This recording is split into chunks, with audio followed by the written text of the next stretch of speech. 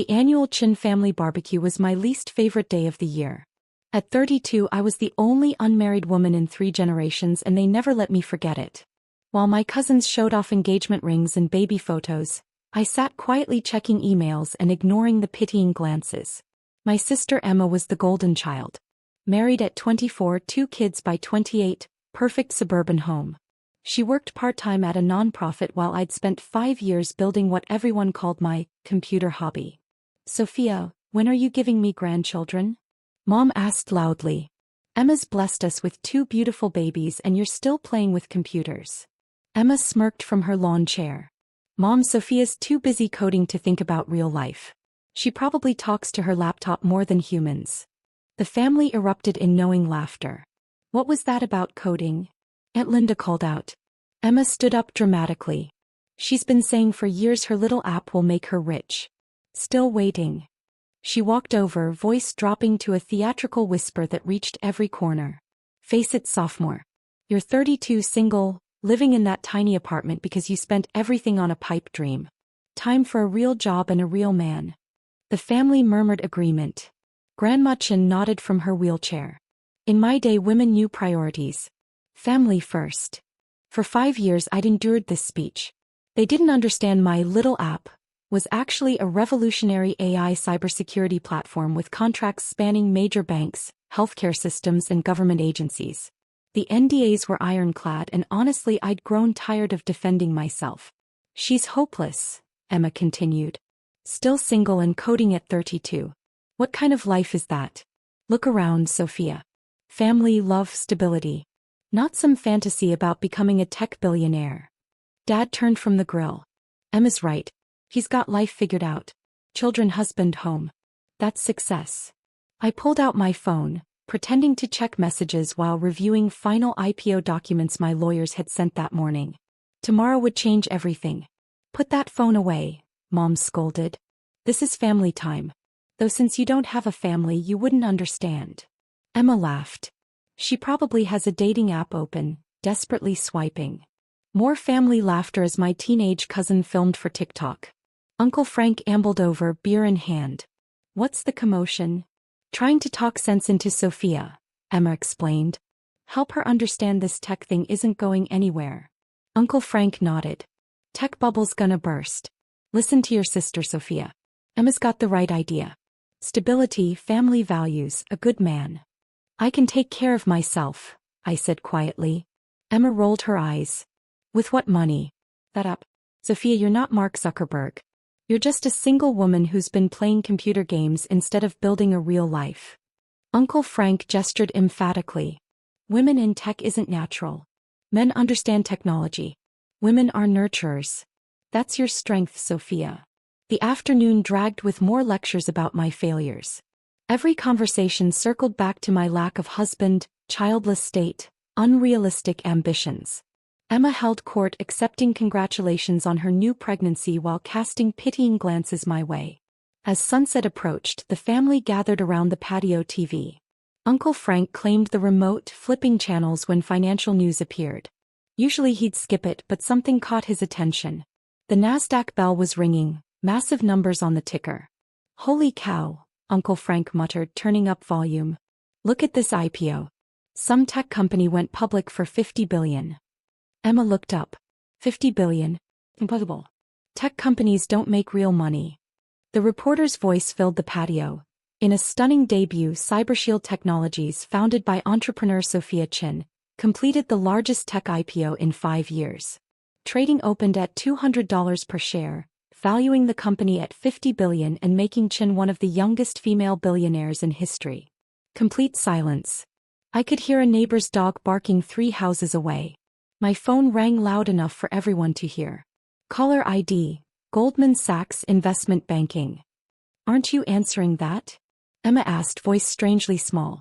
I looked around at my family, all staring with expressions from shock to dawning horror. Uncle Frank's burger had fallen onto his shoes. I suppose I should, I said calmly, answering. Hello, this is Sophia Chin. The family watched in stunned silence as I discussed stock prices, market caps, and media requests. When I hung up, the silence stretched uncomfortably. That was Mom started then stopped. A joke, Emma said firmly. This has to be fake. Sophia, what did you do? Hire actors. There's no way you're worth 50 billion. I showed them news articles already appearing across every major financial website. Forbes, Wall Street Journal, TechCrunch, Bloomberg. $50 billion? Grandma whispered. More than some countries, Uncle Frank said, frantically Googling my name. Sophia, is this real? Several times over, actually, I confirmed. Emma scrolled through articles, face growing pale. This says you've been running this for 5 years. Pentagon contracts, major banks. Why didn't you tell us? When would I have? Between lectures about finding a husband? During speeches about wasting my life? While you explained I was playing games. Dad set down his spatula. If we'd known. You'd have treated me differently? That's exactly why I didn't tell you. Emma stared at her phone. It says you donated 20 million to cybersecurity education last year. 20 million. More than your entire family made this past decade combined, I said quietly. But please don't let that stop you from explaining what really matters. Mom launched into damage control. Sweetheart, we've always supported your dreams. We just wanted you to be practical. By calling my life's work a hobby? Telling everyone I was delusional. Emma walked over, expression mixing shame and desperation. I'm sorry. We didn't know. We were worried. No. You were embarrassed by me. You wanted me to fit your idea of what a woman should be. My phone rang again, my assistant about morning interviews. As I confirmed appearances on 3 networks and Fortune's cover shoot, I watched panic spread across my family's faces. We're family, Emma tried. Blood is thicker than water. Loving someone means supporting their dreams, not mocking them. It means celebrating successes, not tearing them down. I picked up my purse and headed for the gate. Enjoy your barbecue. Where are you going? Mom called. To my tiny downtown apartment, the 5,000 square foot penthouse I bought with money from my computer hobby. At the gate I turned back. Next time you lecture someone about what really matters, make sure you're not talking to someone more successful than everyone here combined.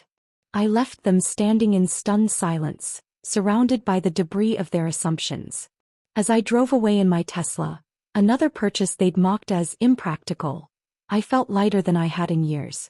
My phone buzzed constantly with congratulations from investors, board members, and industry leaders. The media requests were overwhelming. Bloomberg wanted an exclusive about my journey.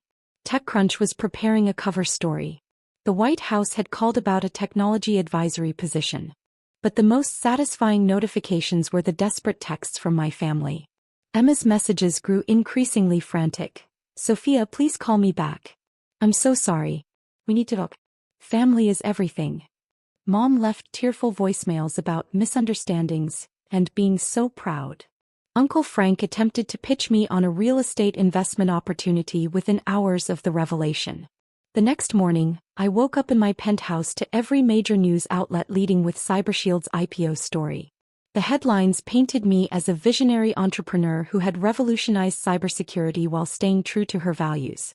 Financial analysts were calling it the most successful tech debut in a decade. My assistant had scheduled back-to-back interviews. First was CNBC's morning show, where the anchor asked about my family's reaction to the news. They're still processing it, I said diplomatically. 4 years they saw my modest lifestyle and assumed failure. They didn't know about the separate accounts, the investments, or that my tiny apartment was actually a penthouse I owned outright. The anchor leaned forward. What would you say to other women whose families don't support their ambitions? That your worth isn't determined by other people's understanding of your value. Sometimes the people closest to you can't see your potential because they're too invested in keeping you small. That soundbite went viral within hours. The Forbes photographer arrived at my office that afternoon. As she set up lighting for the cover shoot, she mentioned my family had tried contacting the magazine for comment. What did they say? I asked, adjusting my blazer. Your sister wanted to talk about how proud the family has always been of your success. The photographer rolled her eyes. We declined the interview. During the shoot, my lawyer called with updates. 3 major networks wanted exclusive documentaries about my rise. Harvard Business School was offering a guest lecturing position. The Pentagon was fast-tracking security clearance for expanded government contracts. But the call that meant the most came from Dr. Sarah Martinez, a professor at MIT who specialized in encouraging women in STEM fields. Sophia, your story is exactly what young women need to hear. Would you consider speaking at our Women in Technology conference next month? Absolutely, I said without hesitation. What's the theme? Building the life you deserve regardless of who believes in you. Perfect. That evening I finally listened to my family's voicemails. 23 messages, each more desperate than the last. Emma's final message was particularly telling. Sophia, I know I messed up. We all did. But your family and family forgives. Think about what you could do for us now. The kids' college funds, mom and dad's retirement, my mortgage. You have so much and we have so little. Please call me back. I deleted the message without responding. The MIT conference was standing room only. Young women filled the auditorium, their faces bright with ambition and determination. I told them my story, the family barbecue, the dismissive comments, the moment everything changed. Your dreams don't need anyone else's approval, I concluded. Sometimes the people who should support you the most will be the ones trying hardest to hold you back. Build anyway. Succeed anyway. And when you do, remember that you owe nothing to people who never believed in you. The standing ovation lasted 5 minutes. Afterward, a young computer science student approached me, tears in her eyes. My parents keep asking when I'm going to find a husband and quit this computer nonsense. Your story gives me hope. Keep coding, I told her. And remember, their lack of vision doesn't define your future. 6 months later, I established the Chin Foundation for Women in Technology with a $500 million endowment. The announcement made international headlines, and I used the platform to speak about believing in yourself when others don't. The foundation's first initiative was a scholarship program for women pursuing STEM degrees despite family opposition. Applications flooded in from daughters, sisters, and granddaughters whose families had dismissed their ambitions. My own family continued reaching out sporadically.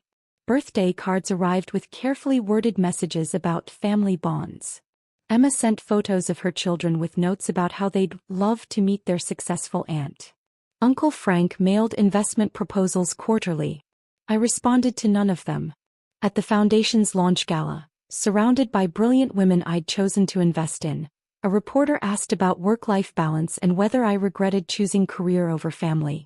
I didn't choose career over family, I told her, looking out at the audience of scholarship recipients, mentors, and supporters. I chose to build the family I deserved instead of accepting the one that never deserved me. That quote became the foundation's unofficial motto. Sometimes the best response to people who diminish you is simply proving them spectacularly wrong, and then using your success to lift up others they would have dismissed too. As I watched young women networking and sharing their dreams at the gala, I realized something profound. I wasn't the spinster they'd mocked at that family barbecue.